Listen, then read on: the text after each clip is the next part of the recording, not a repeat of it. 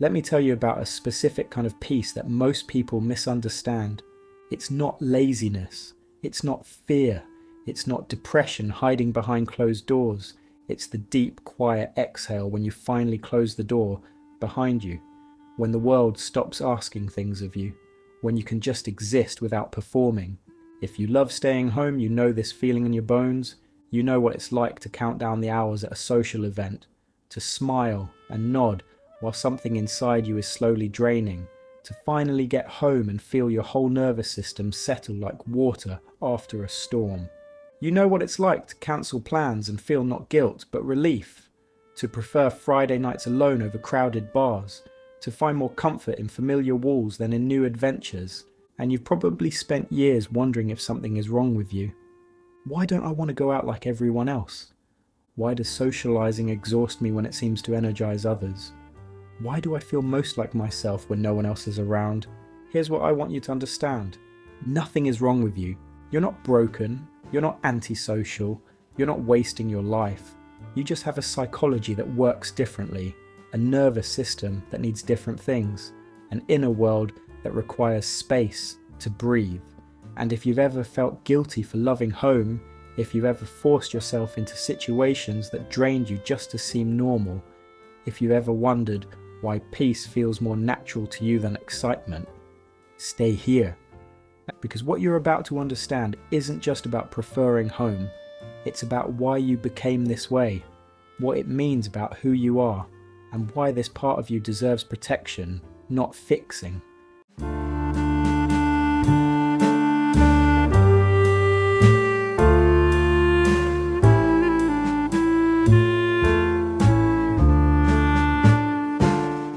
Here's what happens inside the body of someone who loves staying home. Their nervous system is sensitive, not weak, sensitive. It picks up on things that others miss, the subtle tension in a room, the shift in someone's tone, the energy of a crowd pressing in from all sides, and it processes all of it, constantly, without permission. Psychologists call this sensory processing sensitivity. It means your brain doesn't filter out stimulation the way other brains do. Everything comes in, everything registers, everything requires processing. A busy cafe isn't just noise to you. It's dozens of conversations your brain is trying to track. It's movement in your peripheral vision that keeps pulling your attention. It's music and espresso machines and strangers brushing past you. And your nervous system is working overtime just to exist in that space. That's why home feels so different. At home you control the inputs, the sounds, the lights, the number of people, the level of chaos. Your nervous system can finally stop working so hard. It can settle, rest, return to baseline. And here's what people don't understand. This isn't a choice you're making. It's not a preference you developed. It's how you're wired. Some people's nervous systems thrive on stimulation. They feel energized by crowds, noise, novelty. They get restless when things are too quiet. But yours needs the opposite. It needs stillness to feel safe, quiet to feel calm, home to feel whole. And that's not a flaw in your design. Here's something you might have experienced but never had words for. You're at a gathering, a party, a family dinner, a work event. You're smiling, you're participating, you look fine. But inside, something is happening. A slow overwhelm, a building pressure, a feeling like your skin is too thin and everything is getting in. It's not anxiety, exactly. It's not panic. It's overstimulation. Your system reaching capacity. Your brain saying too much, too much, too much. And the hardest part? No one can see it. They see you laughing. They see you engaged. They have no idea that you're counting the minutes until you can leave, that you're rationing your energy like it's running out, that you'll need hours, maybe days, to recover from this. Psychologists who study overstimulation have found that it affects people physically. Heart rate increases, cortisol rises, the body enters a low-grade stress response. It's not dramatic, it's not visible, but it's real, and it's exhausting. And here's what this creates: a pattern of pushing through, of ignoring your body's signals, of performing normalcy while something inside you is screaming for quiet. Because you learned that your needs were inconvenient, that wanting to leave was rude, that needing rest was weakness. So you stayed, and smiled, and crashed later in private. Home became the place where you could finally stop pretending, where you didn't have to manage your overwhelm while also managing how you appeared. Home was where you could fall apart, and then slowly put yourself back together. That's not avoidance. Here's a concept that might finally explain something you felt your whole life: the social battery. Everyone has one. It's the internal reserve of energy available for social interaction, but not everyone's battery works the same way. For some people, socializing charges the battery. They walk into a party depleted and leave energized. Connection fills them up. Interaction is fuel. For others, socializing drains the battery. They walk into a party full and leave empty. Every conversation costs something. Every interaction requires energy that doesn't regenerate until they're alone. If you love staying home, you probably have the second kind of battery. And you've probably spent years wondering why yours seems so much smaller than everyone else's. Why can they go out 3 nights in a row, and I need a week to recover? Why do they want to make plans after we just spend all day together? Why does everything social feel like it costs me more than it costs them? Here's the truth. Your battery isn't smaller. It just drains faster because you're giving more to every interaction. You're more present, more attuned, more emotionally engaged. You're not half listening while thinking about something else. You're fully there, taking in everything, processing in real time. And that's beautiful, but it's also expensive. And so when you need to stay home to recharge, you're not being antisocial. You're being responsible. You're managing a resource that is finite. You're honouring what your system needs. The problem isn't your battery. The problem is a world that doesn't understand that batteries can work differently. Here's something that people who love staying home often share: a rich inner world, a mind that is never quiet, never bored, never empty. You can sit in a room with nothing happening and be completely occupied, because inside there's always something: thoughts spinning, ideas forming, memories replaying, futures imagining. Your mind is a universe, and you've been exploring it your whole life. Psychologists call this high internal self-awareness, the ability to be deeply connected to your own thoughts, feelings, and experiences. It means you don't need external stimulation to feel engaged. You generate your own, constantly. And this is why boredom rarely touches you the way it touches others. They need something to happen. You just need space to think. They need entertainment. You are your own entertainment. They get restless in silence. You find treasures in it. But here's what this also means. Your inner world requires maintenance. It needs time to process, space to organize, quiet to hear itself. And when you're constantly around people, constantly stimulated, constantly demanded upon, your inner world gets neglected. The thoughts pile up unprocessed. The feelings get shoved aside. The ideas never get the space to develop. Home is where you return to yourself, where you can finally sit with everything that's accumulated, sort through it, make sense of it, let it breathe. That's not isolation, that's integration. Here's something that might hurt to recognize. You've been performing for years, maybe your whole life. Not lying exactly, not being fake, but managing, curating, adjusting yourself to fit what situations required. The version of you that goes to parties isn't the full you, it's the adapted you, the one who knows how to seem comfortable, how to make small talk, how to appear engaged even when running on empty.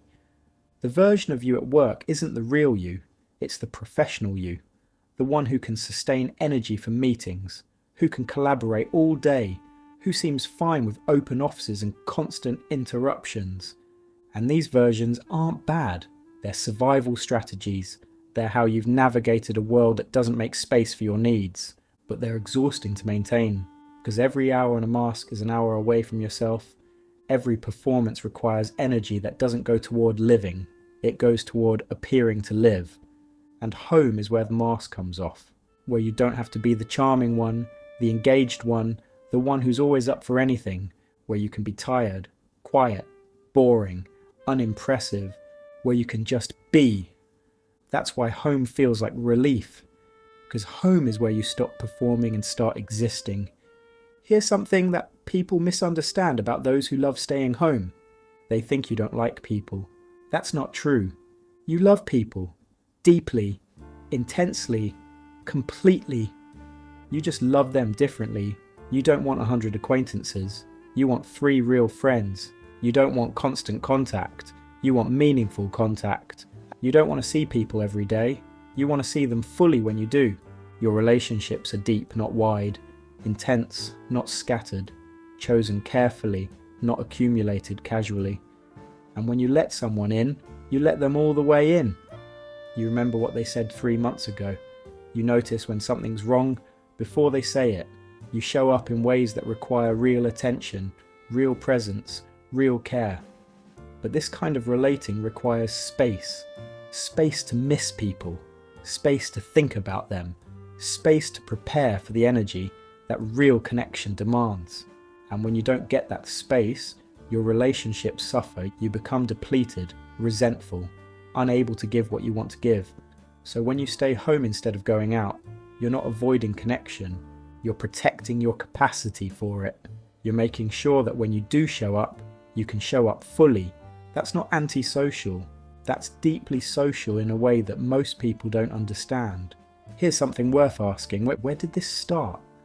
Because you weren't born with a preference for home. You developed it. And there's usually a story.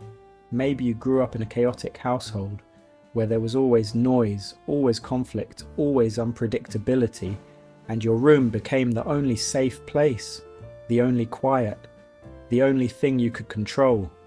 Maybe you were a sensitive child, the one who cried easily, who got overwhelmed at birthday parties, who needed more transition time than other kids. And adults told you to toughen up, to stop being so sensitive, to just deal with it.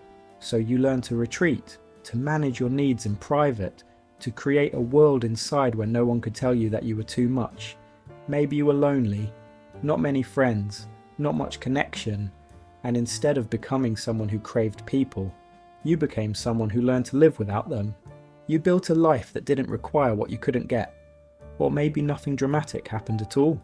Maybe you were just wired this way from the beginning, a quiet child who became a quiet adult, who always knew that home was where they belonged. Whatever the story, it lives in you now. The child who needed refuge is still there, still seeking safety, still finding it in familiar walls and closed doors. And that child deserves compassion, not criticism.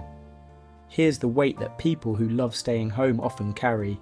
Guilt, constant low-grade guilt. Guilt for cancelling plans, for not wanting to go out, for needing more alone time than seems reasonable. Guilt for not being more social, more adventurous, more like everyone else seems to be. Guilt for enjoying your own company, as if that's somehow wrong, as if wanting to be alone means you don't love the people in your life. And this guilt doesn't come from nowhere. It comes from a world that glorifies busyness, that measures life in activities and experiences and social calendars. It comes from friends who take your need for space personally, from family who worries that you're isolating, from a culture that treats staying home as giving up. You've internalized these messages, and now you carry them as shame, a feeling that your natural state is somehow wrong, that you should want more, do more, be more. But here's what I need you to hear. Your peace is not laziness, your solitude is not avoidance, your home is not a hiding place. You are allowed to need what you need. You are allowed to live in a way that works for your nervous system. You are allowed to define a good life differently than the world defines it. The guilt is not yours. It was given to you by people who don't understand. And you can put it down. Here's what no one sees when they look at your quiet life. The world you've built inside your home. The corner where you read. The chair that fits your body perfectly. The light that comes through the window at golden hour. The rituals you've created. Morning coffee in the same mug. Evening routines that signal safety. Weekend rhythms that ask nothing of you. the objects you've gathered, books that changed you, art that moves you, things that feel like extensions of yourself. This is not an empty life. This is a curated one.